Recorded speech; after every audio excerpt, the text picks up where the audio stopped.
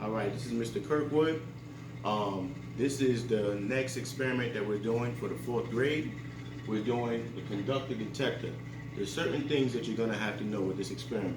You're going to have to know that we're going to be using 8 circuit bases. We're going to be using the motor, and we're going to be using the 8 switches. With this experiment, this is the experiment for us to identify what is a conductor and what is an insulator. So, what you're going to notice is that when we have the 8 circuit bases, we're going to be using it like this. I'm going to put it in the same format that you see on the screen. We're going to have it like this, right? Okay. So you have it like this.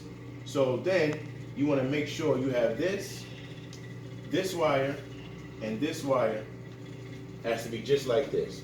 So when you're doing the experiment, it's actually going to look like this. Okay? Now, then we're going to be using the switch. Now this switch is very cool because with this lever here, we'll be able to start the motor, actually cut the motor, start it. Cut the motor, start it. Okay, so we want to make sure that we have the motor here. We're going to take the switch, we're going to have the switch right here. So because the motor has 2 wires, we want to make sure that the wire is connected to this spring. The best way to put the wire in the spring is to make sure that we bend the spring this way and then have the wire put in the center of the spring. So that's one connection, as you can see here, right? The next connection that we're going to have is we're going to have this wire right here where we're going to use this D-cell battery, and we're going to have this put inside.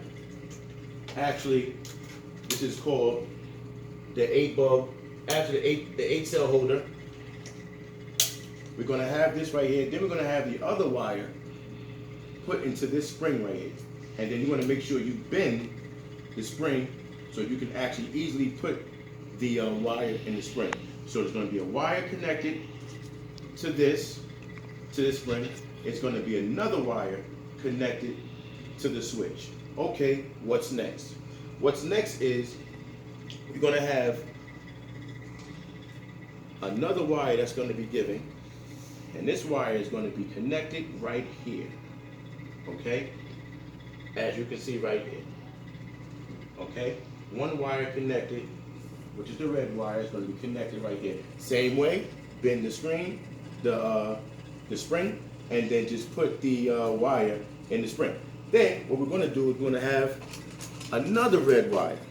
This other red wire right here is going to be very important because this is where we're going to actually have our insulators and conductors tested.